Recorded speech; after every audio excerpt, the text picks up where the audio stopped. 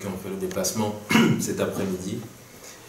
Et cela témoigne de votre détermination, je crois, de votre volonté de voir la lutte aboutir. Je suis avec le second porte-parole du Front citoyen Togo Debout, Maître Adjaré.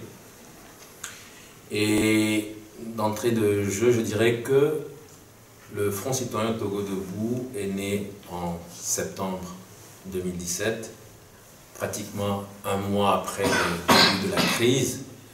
Et ce qui nous a amené à mettre sur pied ce mouvement, c'est que, à l'éclatement de la crise, nous avions tous constaté que c'était essentiellement les partis politiques qui portaient la voix du peuple. Et je crois que dans ce que nous pensions faire, dans ce que nous voulions faire, c'est-à-dire voir le peuple togolais recouvrer sa dignité et sa liberté, il était important qu'à côté des partis politiques, il y ait également une société civile beaucoup plus militante qui porte aussi la voix du peuple. Cela permet d'éviter parfois certaines dérives, puisque par définition ou par essence, les partis politiques ont souvent des intérêts partisans. Et c'est ainsi que, donc, en septembre 2017, un certain nombre d'organisations de la société civile sont mises ensemble. Aujourd'hui, il y en a à peu près une vingtaine, au début il y en avait un peu moins. Aujourd'hui, donc, nous avons à peu près une vingtaine d'organisations de la société civile qui, ensemble, ont décidé de mettre sur pied ce regroupement, cette plateforme que nous avons baptisée Front citoyen Togo Debout. Et tout comme c'est le cas dans le Togo Debout Diaspora, puisque Karl vient d'en faire la présentation, chaque organisation garde son autonomie, garde son identité et a la possibilité de se déployer sur le terrain, de mener ses activités, mais consacre quand même au Front citoyen Togo Debout une grosse partie de ses activités. Et essentiellement, je vais vraiment résumer, je vais être synthétique, je vais dire que notre objectif majeur est de participer à la mobilisation citoyenne.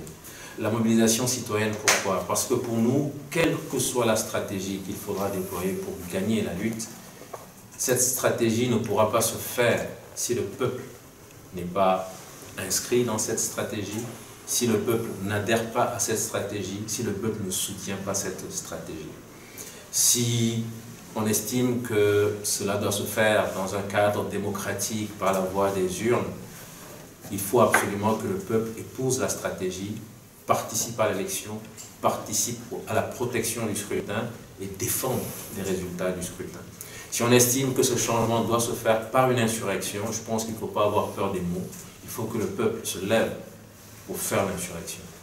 Et donc, pour nous, il était important que nous puissions nous inscrire dans cette stratégie de mobilisation populaire. Et c'est ce que nous avons essayé de faire avec des points positifs, avec beaucoup d'insuffisance aussi, nous en sommes conscients. Et aujourd'hui, nous pensons qu'il y a eu du chemin qui a été parcouru. Ce chemin nous a permis de mieux appréhender l'adversaire, qui est un adversaire coriace, mais qui n'est pas invincible. Et je crois que si, lors du prochain débat, on entre un peu dans le cœur du sujet, nous pourrons ensemble voir quelle nouvelle stratégie, quelle nouvelle orientation imprimer à la lutte. Mais quoi qu'il en soit, il faut que nous parvenions à remobiliser le peuple, à remettre le peuple en marche, puisque c'est ce peuple qui obtiendra sa victoire. Et nous restons convaincus que 2020 peut être encore l'année du changement. Je n'en dirai pas plus pour le moment. Voilà donc le Front citoyen Togo Debout, qui se veut être une force de la société civile militante, puisque jusqu'ici, les organisations de la société civile togolaise sont restées dans un schéma classique, un schéma habituel, où on parle du développement, on parle de l'assainissement, mais une vraie force militante issue de la société civile, je crois que c'est quelque chose de nouveau au Togo, et c'est quelque chose qui est apparu en 2017.